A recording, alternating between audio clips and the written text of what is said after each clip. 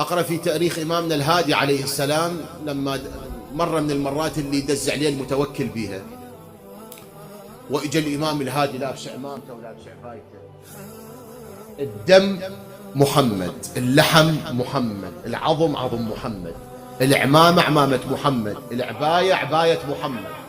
اللهم صل على محمد وعلى محمد، اللهم صل على محمد.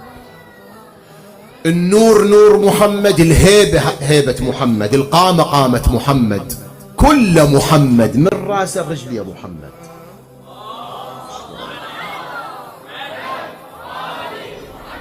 اجا الإمام يمشي بهدوء وحده،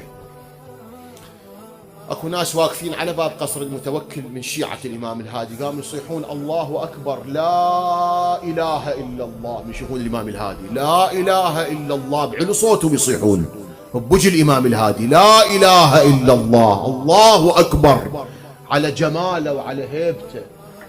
واحد كان واقف يم واحد من ذول الشيعة كان قاعد يمه، قال له أنتم كبرتوا هذا إمامكم، وإلا هو إنسان عادي، أنا هسه راح يمر بصفي لا أقول الله أكبر ولا أقول لا إله إلا الله ولا أقوم له، هو بشر حاله حاله، هسه هالخبصة هاي على شنو أنتم تسووا له؟ قال له يا رجل لا تقوم له، ما حد جابرك، ما حد جابرك، أنت متى تقوم لا تقوم. الإمام الهادي غير مساره، غير مساره واقترب من هذا، يقول كان يمشي غير مسار، بس من هذا حجى الإمام غير مساره بحيث اقترب من هذا. الشيعي يقول شفت صاحبي واقف على أطراف أصابعها، مو على رجلي، على أطراف أصابعها، يصيح الله أكبر لا إله إلا الله. قلت له شبيك يا رجل؟ قبل شوية هيك قلت.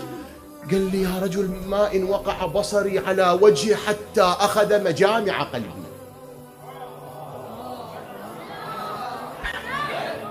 أرد أسيطر على روحي بعد. شنو هالجمال هذا؟ شنو هالهيبة هاي؟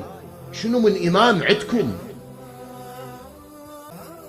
ستم الناس بالتقى وسواكم سودته الصفراء والبيضاء.